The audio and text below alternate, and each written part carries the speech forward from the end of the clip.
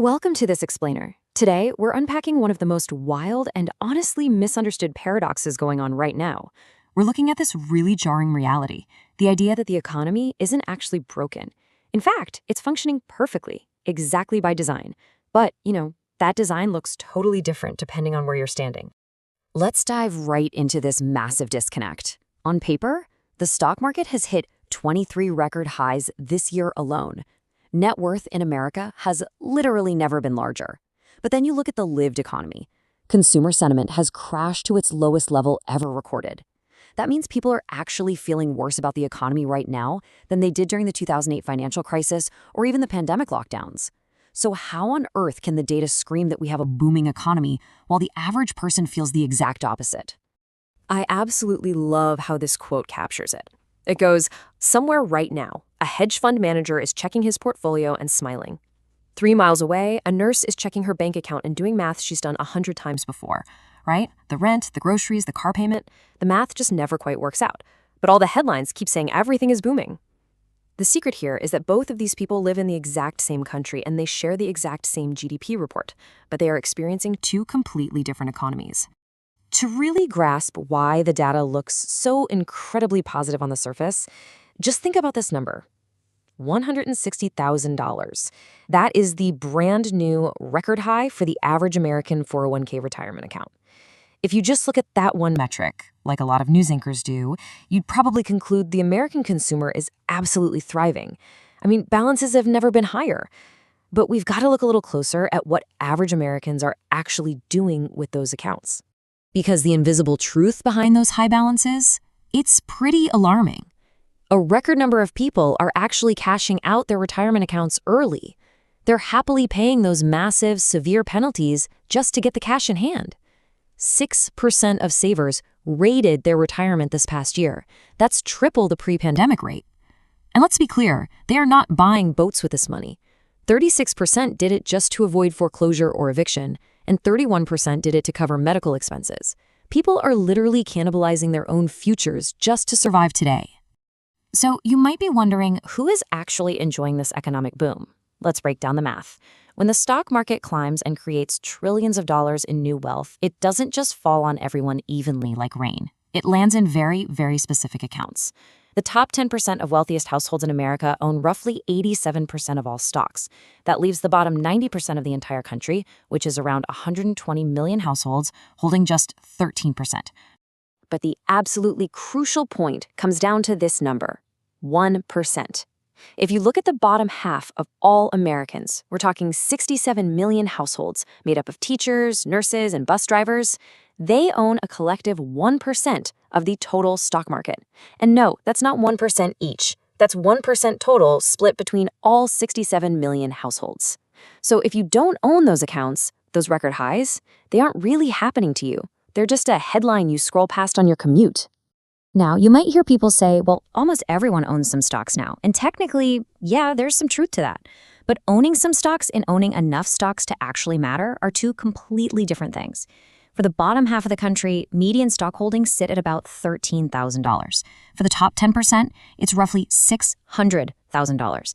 So while participation in the market might have been democratized over the years, the actual meaningful wealth definitely never was.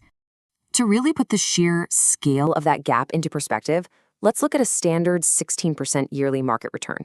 For the bottom half of the country, that 16% growth yields a paper gain of about $2,000. Not bad, right? But for the top 10%, that exact same 16% return hands them over $96,000. A standard market year literally hands a life-changing salary to the wealthy and just a tiny little scrap to the working class. And this brings us to a really fundamental flaw in how we measure the economy. Averages lie. Think of it like this. If a billionaire walks into a room full of unemployed workers, the average net worth in that room instantly becomes billions of dollars. But obviously, nobody in that room actually feels rich. Aggregate GDP and average income statistics are almost perfectly designed to pull the numbers upward.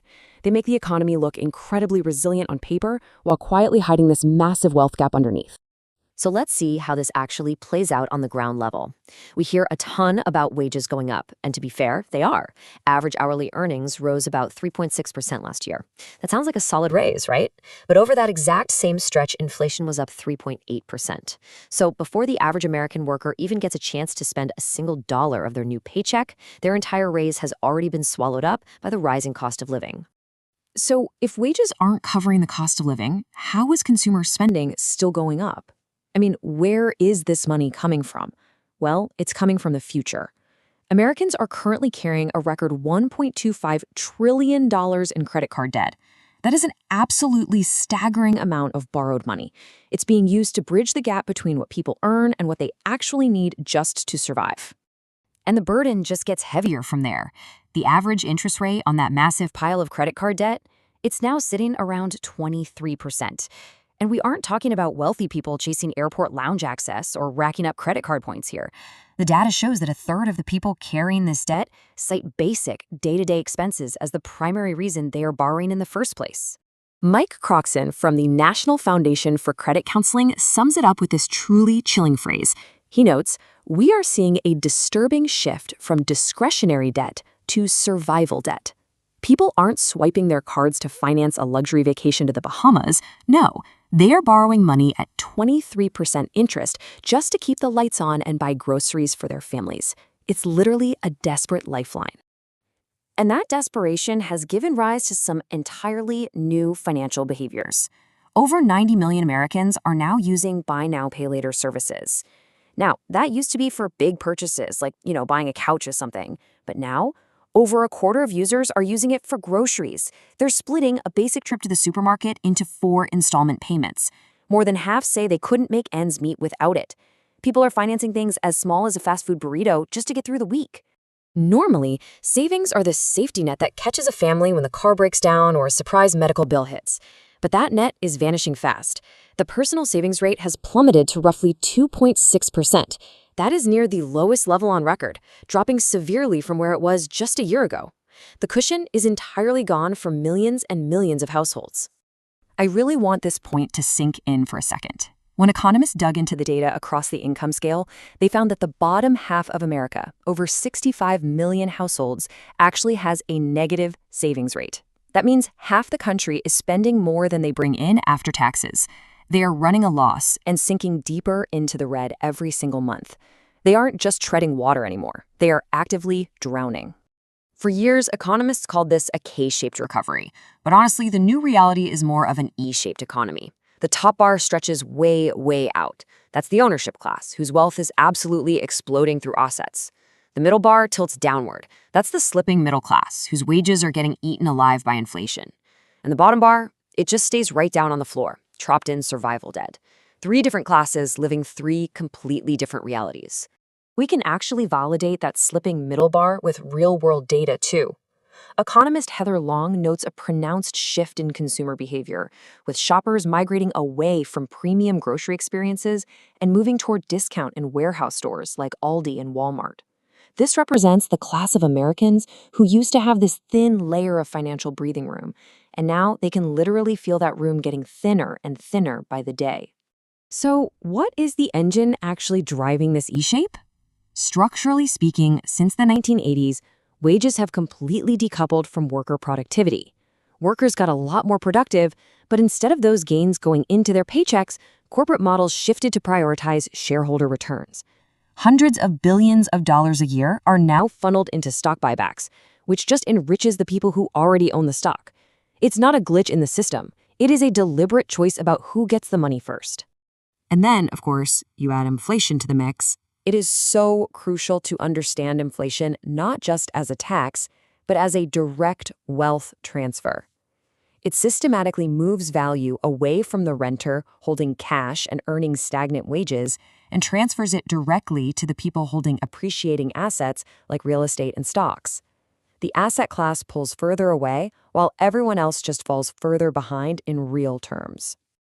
Now, this isn't just an interesting data point, it's a massive structural risk to our social contract. When the basic agreement that hard work leads to shared growth breaks down, systems erode. We are seeing rising household debt bridging the gap, a growing appetite for populist politics across the entire political spectrum, driven by a real sense that the game is rigged, and a steep decline in trust toward institutions. You simply can't just paper over these issues with resilient economic headlines forever. To bring it all together, the system is doing exactly what it was designed to do. When you hear the economy's strong and people are struggling, you have to understand that these are not contradictions at all. They are the exact same sentence. Corporate profits can hit records, the market can climb to the moon, and millions can be drowning in survival debt at the very same time. That is the current, literal design of our economy. Which leaves us with one final thought to sit with today. If the numbers keep climbing and the gap between the top bar of our E-shaped economy and the bottom bar continues to widen, at what point does "the economy is booming" stop being a simple description of the data and start being a massive warning? Thank you so much for joining me for this explainer. I really hope this helps you see past the headlines.